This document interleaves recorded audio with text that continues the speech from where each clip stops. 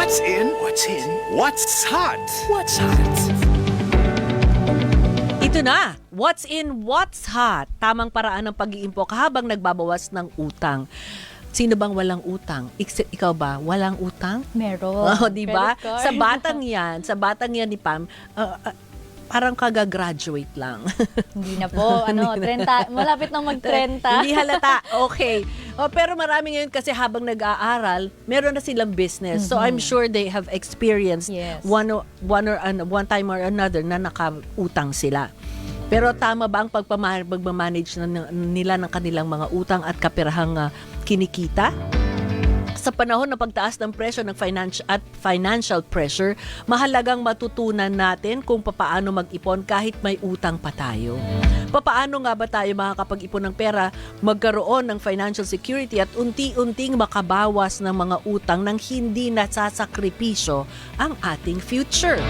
Matutulungan tayo ng ating guest for today, isang registered financial planner, si David Isaiah Angway. Welcome to Panalong Diskarte, David. Thank you so much for inviting me, Pam and May, right? And good morning to everyone who's actually watching right now. Yes, and Happy New Year to you. Happy New Year as well, Oo. okay? Bilang isang financial planner, question, ikaw ba'y may utang din? Yeah, Nagkakautang din? I also have a business loan and then personal loan, and everybody has a loan. Okay, I believe there's this study that says na at least every Filipinos right now have utang. And ito pa nakakawindang dito or nakakasyukot nga. Ika nga, no? Sabi nila, at least 94,000 daw ang average loans ng bawat kababayan natin na may Bawat? credit card. 94,000. Wow. Wow. For the holiday season lang ba yan? Actually, this was released yung study na to October pa lang. I don't know exactly kung anong nangyari nitong November and December of last year. Ang tanong pa, di ba, Pam, David, 94,000 average. Yes. That is for one credit card. Yes, di that's ba? correct. Paano kung may multiple ka? Yun lang ang Pwede problema. bang mag-increase yung... Exactly. So, nag-grow pa yan lalong-lalo na this coming... well, again, ang ating economy is driven by consumption.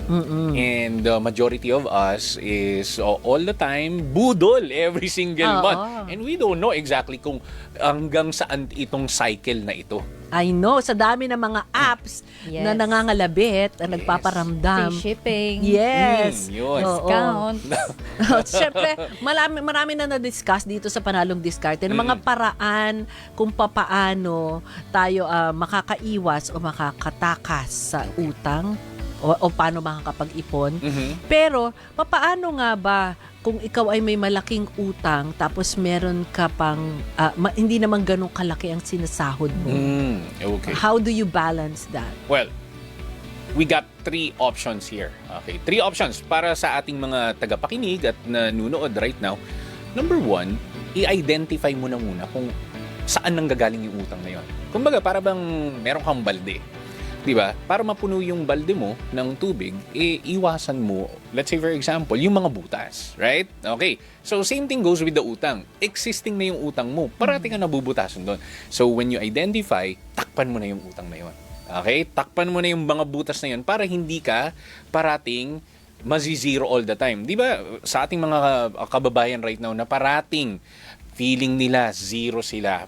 It's because na yung butas hindi nila tinatakpan. Pangalawa, syempre, kailangan mo ng another source of income. And I always bring that up dahil powerful combination yan eh. Bawasan mo yung mismong butas, okay, kung saan ka nabubutasan, and then mag-add ka ng another streams of income, which is, I always say these things directly to my client, is skills can pay your bills. The more skills you got, the more bills you can afford. Oh, so hindi kailangan magbenta ka or yung tangible something you sell. Yeah. It doesn't mean that you have to sell something tangible. Exactly. Skills are enough. So, let's say for example, a side hustle. So, let's say for example, there's this famous what do you call this one? There's this thinking na saan ka ba magaling? May. Okay, saan ka ba magaling, Pam? kung madaldal ka, pwede ka maging broadcaster. Probably, yung gano'n, no? Kung, sabi nga biro nga namin, kung magaling kang manuntok, okay, maging Manny Pacquiao ka. Di ba? Parang gano'n ang dating. So, saan ka nga ba magaling? This year, double-checked it. That's the main reason why sa ating mga friends from BPO, because I also speak with the tons of people there. Remember, meron kang reskilling, di ba? AI is actually coming directly to your with you. Yun ang competitor ngayon ng employment, di ba? That's correct. So AI is coming for your job. Meron when I was still within the BPO industry, this was way back 2012. I have a friend who were able to use a tawag nito, a simple methodology lang ng AI. Napalitan niya yung 20 people. Nakatipid siya. Nakatipid siya. So imagine mo yun, magpasweldo ka ng 20. That was 2012. Alam mo ang kailangan niya lang, isang tao mag-ooperate. That's it. That was 2012. Right now, it's 2026. 13 years after. So again, reskilling and upskilling. That's the reason why your skills, okay, is going to be your gold mine. Okay, this year. At the end of Hindi the day, mapapalitan ng AI si Pam. Yes. Reporter, hindi. On the spot. Pero Di ba, meron ng Pam? mga AI broadcaster na... Broadcaster, pero yung reporter na on the spot nagre-report, kami follow-up pa. Di kaya ng AI yan. That is correct. Okay. Kaya nga, reskilling, upskilling, kaya skills can pay your bills. Saan ka magaling? Kaya dapat double down and dapat willing. Hindi mo kailangan magbenta ng tangible. Yeah. Alright? You have, willing to learn. Yes. Diba?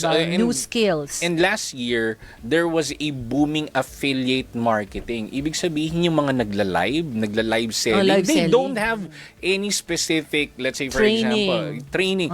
Pero as long as they have a following, attentions, as long as they can grab eyeballs, attention, will create money for them. I know. Minsan Diba? kahit humor lang I sa know. live selling, patok na patok din yun sa mga audience. Kahit na nga may punto ka di ba? Exactly. Di ba? Wala na yan. Exactly. Okay lang yan, basta makabenta. That's diba? true. Okay. Pero Yes, speaking Pam. of loans nga po, you mentioned kanina yung mga debts. Siyempre, iba't ibang klase yan ng debts. May credit card, may utang sa kapitbahay. Pero usually, pag ganun po ba, paano dapat i-prioritize ng individual? Anong mga debts po ba yung dapat unahing bayaran? Okay. Number one, consolidate your debts. So let's say for example, sa ating mga Pilipino kasi, ito yung napansin natin. Tayo ay hindi nagbabudget. Anong ginagawa natin? Mental accounting. Oo. Honestly, Pam and May, I don't trust my memory. Oo, ako rin, guilty ako dyan. Minsan, tinatamad magsulat, pero, ay, Exactly. ano nga ba, nakalimutan na, di ba? Exactly. But we can use our smartphones. Sa dami nating apps, we can use that one. Pero some of my clients, which is oldie sila, they preferred yung written sa Written. notebook. Yes. Talaga makikita mo, every year merong notebook dito, nakalagay, Oo. nakasalansan pa. Pero, it works for them. So ngayon, kung hindi nag-work sa'yo yung app, baka nag-work sa'yo yung mga journal, yung mga planner. So number one, consolidate natin yon. Balik tayo dun sa tanong ni Pam.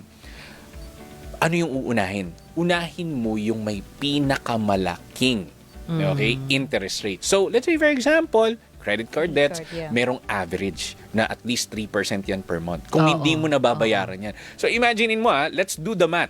Magkano ang nare-receive mo annually, okay, sa isang savings account? Let's talk about that. Digibanks or digital banks, I believe last week, they released at least may 5%. Okay, yun na yung pinakamataas. Pero a commercial bank will only give you, Pam and May, 0.00025.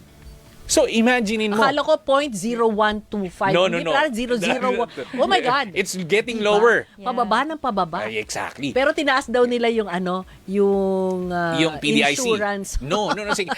Pero binaba naman nila Exactly. yung interest rate. Again, those are commercial banks versus digital banks. Remember, the digital banks, once they get the saturation ng market, meron silang tier level. Yes. Kunwari, may 5 million na naka-download ng app. Shall they provide 5% pa rin. Hindi, ibababa na nila yon because it will be unsustainable for their business. So it's a risk, Oo systemic nga. risk yon for the banks, right? Okay. Now, ito na ang problema. Ang concern nga ni Pam kanina, ang dami kong utang. Ano ang uunahin ko? Aha. Well, number one, the highest interest rates, okay, which is probably yung pinaka-biggest credit cards mo. Pangalawa, let's say for example, ito, paano yung mga utang ko sa kapitbahay? Di ba? Doon sa tindahan. Exactly, utang Oo. sa tindahan. Now, ito na. Let me remind you, whether you like it or not, you need to talk to them. Okay, guys, pwede nyo ba ako bigyan ng ganitong? Okay, I-stretch natin. i-stretch nyo. Palugit. Some clients na I know, restructuring program. Okay, di ba? Baka pwedeng, instead na 2 gives, gawin kong 3 gives, pero taasan ko on the latter part. Dahil, okay, unahin ko na muna to, yung pinakamalalaki. Kasi, remember, kung meron tayong kakilala, Pam and May, 11 yung credit cards niya. Grabe naman. Parang lahat na ng bangko. That is correct. Sa Okay. credit Now, card. 11 yung credit cards. Mahirap i-manage. And dumating siya sa depression. Oh. Dahil wala na siyang nakukuha na funds along with his salary. Kinaskas lahat. Exactly. Kaya nga kaskasan bodies tayo today, di ba? So, yun nga ang problema. I-consolidate mo and then you talk to those people or institution na pwede mong ma-stretch. Restructuring program Lahat yan. ba sila pumapayag naman? Okay, ito ang sikreto ng mga bank or mga institutions. sikreto to, The ha? only thing na they hate, okay, ito lang yung ayaw nila, is yung hindi ka nakikipag-communicate, ini-ignore mo yung calls nila, and ang ayaw nila is hindi sila nababayaran. Yan tatlong yan. So ngayon, the only way for you to have a really good impression sa kanila is you constantly talk to them para ang ending is they will stretch it out. And sometimes they give you, okay, some people, and I've heard about this one, meron silang utang na 100K. Sir, kung may utang na 100K right now, okay, gusto mo tapusin na natin to. Wow, sounds really good. Nasa collections agencies ka na, right? Ang gagawin nila, sir, bayaran mo 30,000 for today, tanggal na lahat ng utang mo. Wow! That's another restructuring Alam mo, may program. kwento ako. Ganyan, yung 100,000, meron akong pinahiram ng credit card, tinakbuhan ako, so dinedma ako. Hindi na nagpakita. Okay. Oo. Tapos ako nagbayad. Sana alam ko lang noon, pwede pala yung 100,000, naging 30 na lang, di ba? Okay. Napatawad ako. Let's talk about that one, Pam. Pam and May. Okay. What if, let's say for example, pinautang mo ako ng 100K? Pero Using hindi the ako credit- tumakbo. Oo. Hindi ako tumakbo. Okay. Pam, imagine mo yun, ha? It's like, and me. Friend pa rin tayo, kaso nga lang nga nategi ako. Ay, oo. Here's what wala will ka happen. nang Here's habulin. here's another strategy na I would recommend. Dave, I know we're friends, pero dahil may utang ka sa aking 100K, I don't wanna gamble. I don't wanna take risks. Here's what I recommend. Meron akong kakilalang insurance advisor. Okay? Si Pam.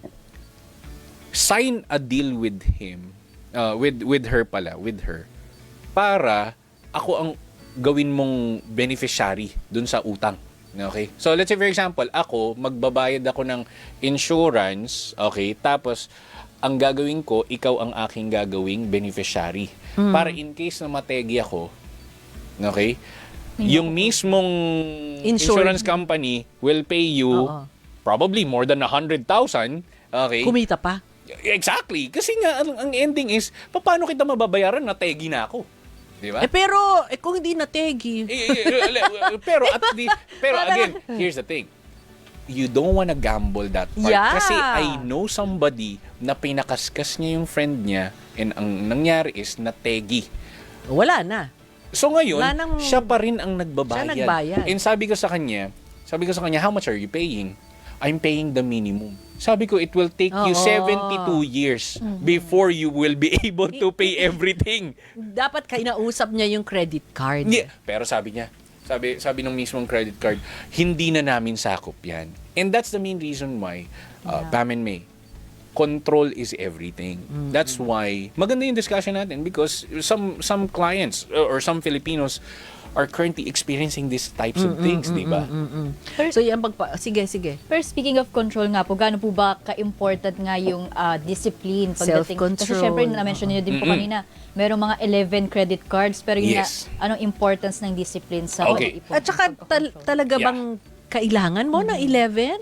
Or siguro, if you were, since you are a financial planner and advisor, sabihin mo ba doon sa friend mo, tigilan mo naman yung 11? Talaga bang, hindi mo na napapakinabangan yung perks ng ibang credit Yeah. card? Siguro pwede mamili ka Okay, na. so let's talk about that one. Number one, majority ng mga clients natin, tumatakbo na sa atin whenever they are already in heavy debt. Yeah. Okay, ang problema is yung mismong consumption driven na kailangan ma-please ko si ganito, maging maganda yung, alam mo yan, yung masignal ako na medyo mamahalin yung mga damit ko, Ay, branded nako. ako, and all, di ba may, Lifestyle. yan ang problema, lifestyle inflation.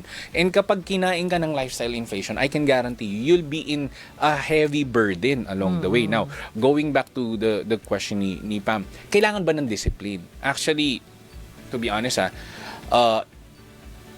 there is a study, okay, let me quote this one. There's a study na every single day, we are making 30,000 micro decision. Every single day. Dami. From the morning until we sleep at night. Okay. Now, kung meron kang discipline along the way, parang napupudpud na, ano yan, what do you call this? Gulong. Di ba? Ang tawag nito, the more na napupudpud yung gulong, kapag basa yung mismong yung kalye, anong nagiging tendency? Nakakalbo. Nakakalbo na yung gulong mo, ang ending, basa pa yung kalye, kapag nag-break ka, aksidente. Ganyan din ang nangyayari sa willpower, pati discipline natin. That's a scientific study. So, what should we do? Number one, accountability partner.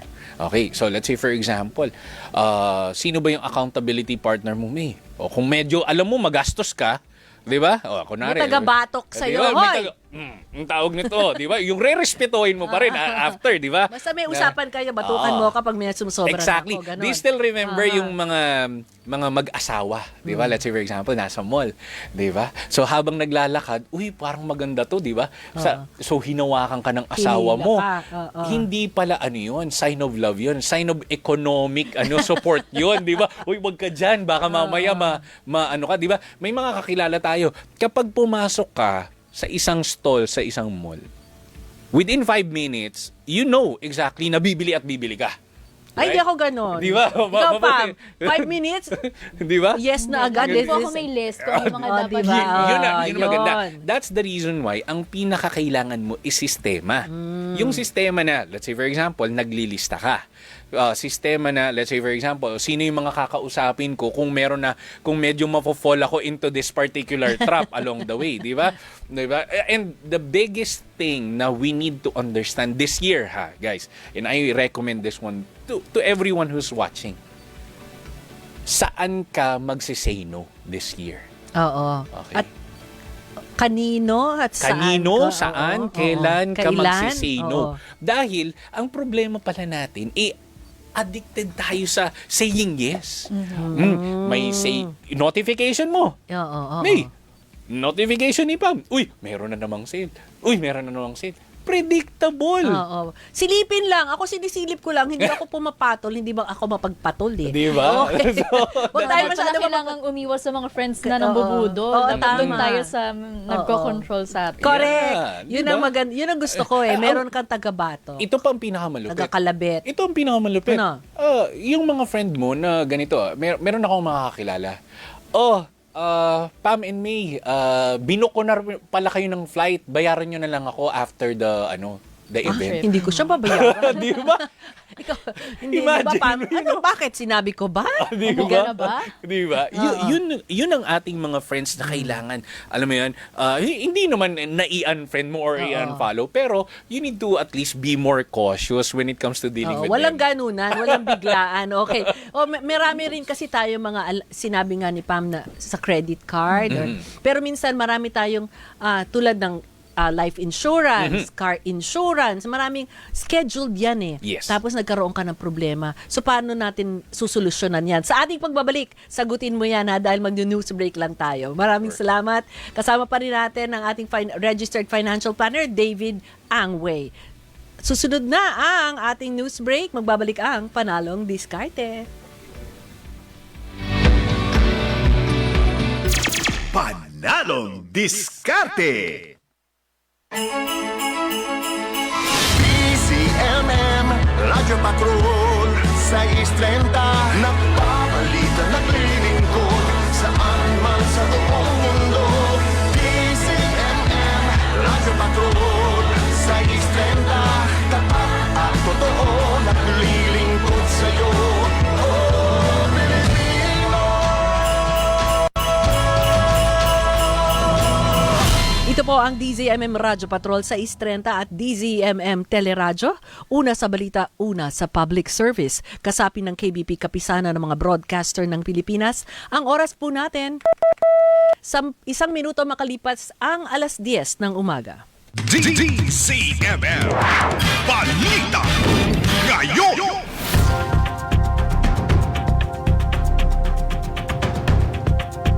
Niyanig ng magnitude 5.3 na lindol ang katimugang bahagi ng Davao Occidental kaninang 7:13 ng umaga. Ayon sa PHIVOLCS, naitalang epicentro sa 286 na kilometro, timog silangan ng Jose Abad Santos at may lalim na 10 kilometro. Tectonic ang pinagmulan ng pagyanig. Walang inaasang pinsala pero posibleng magkaroon ng aftershocks. Sa ibang balita, para sa grupong Freedom from Debt Coalition, dapat i-veto ni Pangulong Marcos Jr. ang panukalang 2026 national budget.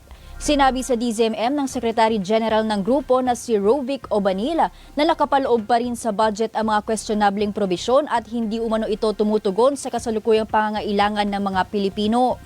Giit pa ni Obanil, kailangan seryosohin ng pamahalaan ng debt management sa pamamagitan ng pagtanggal sa mga alokasyong ginagamit sa katiwalian o sa padrino. Kumbinsido si Obanil na political survival at hindi pagpapaunlad ng bansa ang layunin ng isinumiteng panukala. Wag nating isipin na wala itong epekto sa atin. Merong direct effect ito sa atin in the long run. Dagdag na taxes, less reduction in services, social services. Mas mabuti pa na i-veto natin itong budget bill na ito. So mas maganda pa na ibalik na lang yan sa Kongreso. Ayusin talaga nila, tanggalin na nila yung mga provision dyan na hindi naman pakikinabangan ng taong bayan. At yan ang mga balita, basta't may nangyari, nakareport agad sa DZMM. Manatili rin nakatutok sa DZMM YouTube at Facebook. Ako po si Pamela Vasquez. DZMM Balita Ngayon.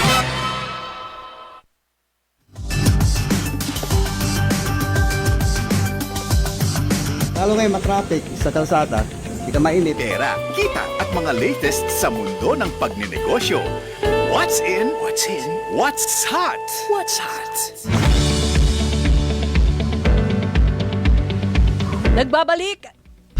Nagbabalik may Valya Seniza para sa Panalong Diskarte. Kasama pa rin si... Pamela Vasquez. Okay, nabitin ang ating tanong. Kasi Dave, kasama pa rin natin si David Isaiah Angway, ang isang registered financial planner. Okay, ang binitin kong tanong kanina, paano kasi kung marami ka ng schedule, yung mga monthly na binabayaran tulad ng mga insurance, life. Okay. Marami yan, di ba? Life, ano pa ba yung mga monthly? Siyempre, yung Mga subscription. mga subscriptions. Yeah, yan, di ba? naka-Netflix ka. Lahat na ng... Internet, Oo, di ba? internet mo. Diyos ko. Pero, nawalan ka ng trabaho, siguro. Paano? Marami ka pang utang na nakapila rin. Siyempre, monthly rin yan. That's correct. Well, number one, you need to have an emergency fund. Because, again, for those people na hindi familiar with that idea, yung emergency fund natin, Yan. dapat meron kang at least 3 months of your monthly needs expenses. So, Hindi na yata 3, 6 na actually, yata. bigyan kita Parang ng idea. kulang. Bigyan kita ng idea Sige. about that. Okay, bakit, anong difference ng 3 months pati 6 months? Kung ikaw ay isang empleyado at alam mo for the fact na yung skills mo is very important in the employment, okay, industry. So, 3 months, kaya mo yan. Okay, 3 months yung emergency funds mo. Ibig sabihin ng computation natin na to, lahat ng expenses mo every month, multiply mo into 3 Times months. 3. Yun ang mismong ano natin, for the employed. Pero kung ikaw ay isang freelancer, self-employed, ikaw ay isang business owner, I recommend you na you go directly with 6 to 12 months. Bakit? Dahil variable yung mismong ano mo kinikita mo. Oo. For the next 12 months, i-double check mo yan kung magkano yung kinikita mo. And remember, and I recommend this one, ikaw ay dapat hindi nagbabudget lang ng monthly. Anong ibig sabihin nito? Gayahin mo yung mga malalaking institusyon, naka-annual projection ka kaagad. Kasi kung monthly lang yan, it can be down, it can be good, pero kung nakikita mo for the last 12 months na medyo magastos pala ako dito Naku sa naman. area na to. Oh, Di ba? David, kung si Aling Barang, hindi naman alam yan si Aling Tekla well, dun sa kanto na unang- nagtitinda lang. I-multiply mo lang ng 12 times yan. And I can guarantee you, So, kailangan may listahan. Tulad ng Yes. ginagawa ni Pam. Exactly. Kung ano yung gastos mo sa kada buwan, Mm-mm. may listahan ka at siyempre meron ka pang buffer dyan yung Yes. mga Yes. May predictable yung Oo. mismong income mo at the end of the day, pati expenses mo. Eh. And then, alam mo na kung saan ka mag-a-adjust along the way. Ano na ba yung pwede nating tanggalin paano dito? kung may monthly tulad ng insurance, pag hindi ka nagbayad, naglaps, wala na. So, Okay. sayang na yung binayaran mo. So, this is Oh. the main reason why may dalawang tipo ng insurance. Okay? So, meron tayong tinatawag na term insurance. Yun yung para bang kapag nalate ka ng 30 days, nako, lapse na yun. Pero kapag ikaw naman ay kumuha ng VUL, as long as na kapaglagay ka doon ng mga for about first 3 years, yung mismong funds doon, yung magsusurvive para doon sa mismong insurance Pero mo. nadideplete din yun. Yes, Depende exactly. rin sa market So, forces. Yes, exactly. Oo. That's why you need to speak directly sa iyong financial advisor para may gabay ka. 'Di ba? Hindi lang yung titingnan mo sa app, okay, mababa, okay, maganda. Kaya nga, you need to speak directly to your financial advisor para meron Para kang- malaman mo kung kung maganda ba. kumikita pa. Exactly. Wala na akong panghulog, Dave. Oo. Ganon. At saka, kung ayaw kang pansinin ng financial advisor mo, ay Dumiretso nako, ka na. pumunta ka, Sa maghanap office. ka ng another financial advisor na kakilala mo. No, okay? Kasi yun yung pinaka magagabay sa'yo along the way. Okay. Diba? Kasi pera mo yan. Pero some people pa rin naman po kasi, di ba, parang medyo overwhelmed pa, medyo nahihiya pa maghanap ng financial coach or financial advisor. Ano po ba maititip At mo sa kanila? At saka, totoo yan. Maraming registered financial planner or financial coaches. Pero may fee yan, di ba?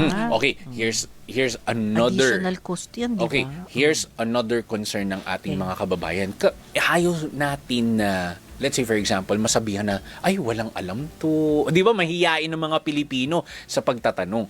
Kaya nga, meron tayong mga groups, mga Facebook groups, mga Reddit posts, at kailangan mong magbasa. And then once na medyo equipped ka na with some of the knowledge, then you hire let's say for example, a financial planner for the holistic advice. Remember, okay, for some people, ang bibigyan ko kayo ng another framework of thinking. Kung ikaw ba, okay, magpapagawa ka ng bahay, doon ka ba sa mason or doon ka sa engineer? Okay. Siyempre dun sa engineer. Exactly, kasi hindi matatapos. Pero kung afford mo. Oh, Yung iba kasi exactly. pumapatol sa mason. Di ba? Kasi Okay. wala Kaya Gala nga- sa budget ko yan, pre. Yun ang problema natin. So, quality all the time. Or, well, kung hindi mo pa afford, ito pinaka marirecommend ko, mag-start ka magbasa Okay? At i-analyze yung mga certain topics na gusto mong maintindihan para ang ending is, kapag ready ka na, then you go ahead and look for another financial advisor. So idagdag mo na dun sa emergency fund yung pagkakaroon ng coach, financial coach. Yes. Pero remember this one, meron tayong currently, as far as I'm aware, 150,000 life insurance agents right now in the Philippines and more than 10,000 mutual fund advisors.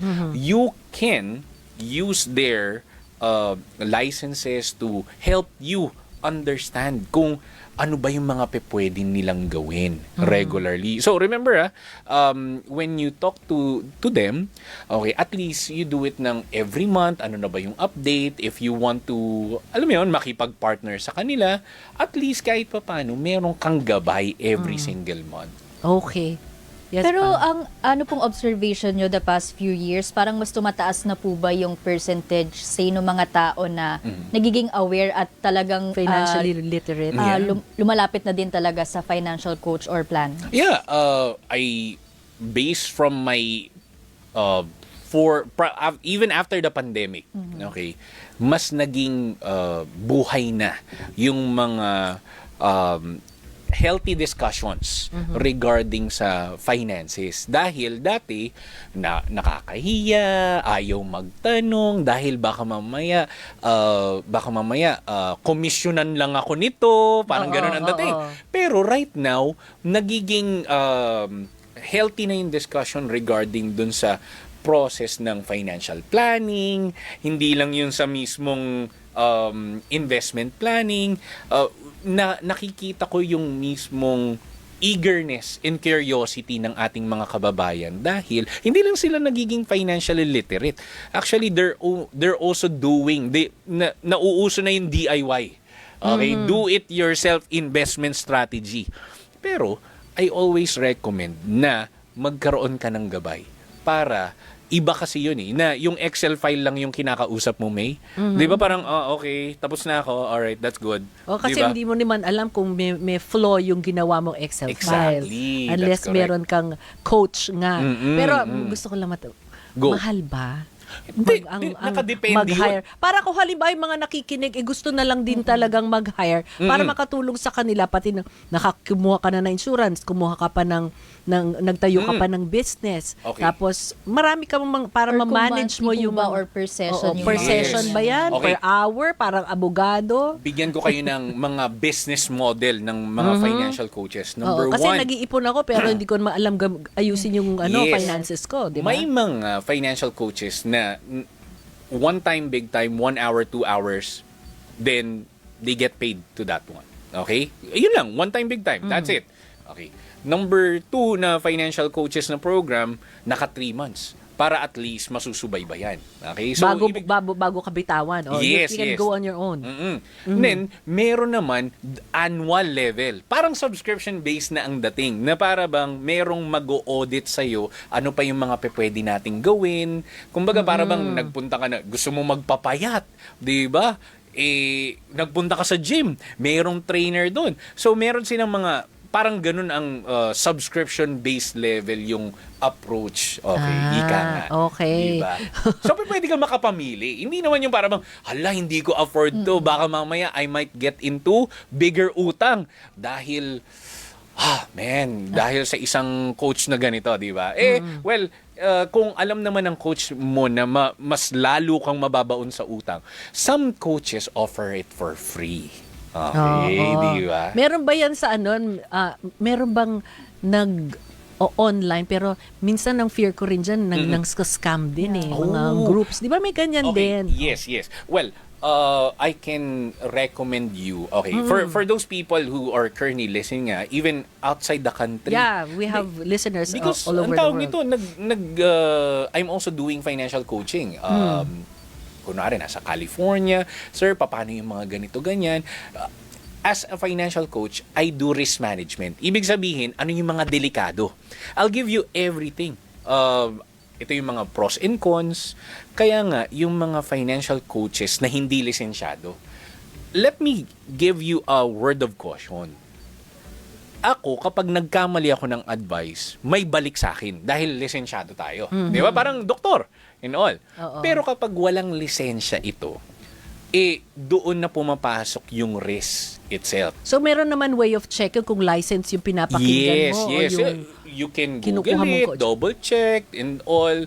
Well, some yung pala AI mo yun. Yes. AI David. Bot pala. Di ba? may Bot mga na. ganun, no? Oo. Oo. Yeah, kaya maganda na face-to-face or di kaya online, Zoom virtual. Zoom version, Yes, oo. para at least ma-recommend mo, sir, paano yan kapag may ganito pa akong mga questions?